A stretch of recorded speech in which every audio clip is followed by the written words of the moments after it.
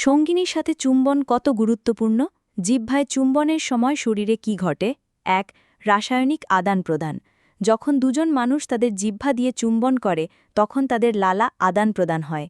এটা শুনতে রোম্যান্টিক মনে হতে পারে, কিন্তু লালা হরমোন এবং ফেরোমোন বহন করে, যা সংযোগের তীব্র অনুভূতি তৈরি করতে পারে।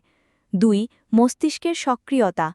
একটি ফরাসি চুম্বন মস্তিষ্কের একাধিক অংশকে সক্রিয় করে, যার মধ্যে আকাঙ্ক্ষা, বন্ধন এবং স্মৃতির সাথে সম্পর্কিত অংশগুলিও অন্তর্ভুক্ত। এটি চুম্বনকে শক্তিশালী এবং আবেগপ্রবণ করে তোলে। ৩. অক্সিটোসিন নিঃসরণ। অক্সিটোসিন হরমোন, যাকে প্রায়শই ভালোবাসার হরমোন বলা হয়, নিঃসৃত হয়। এটি মানুষের মধ্যে বন্ধন এবং বিশ্বাসকে উৎসাহিত করে। ৪. হৃদস্পন্দন এবং শ্বাস-প্রশ্বাস বৃদ্ধি। চুম্বন আপনার হৃদস্পন্দন এবং শ্বাস-প্রশ্বাস দ্রুত করতে পারে। এটি আপনার শরীর উত্তেজনা এবং মানসিক উত্তেজনার প্রতি প্রতিক্রিয়া দেখায়। ৫. রোগ প্রতিরোধমূলক ক্ষমতা বৃদ্ধি।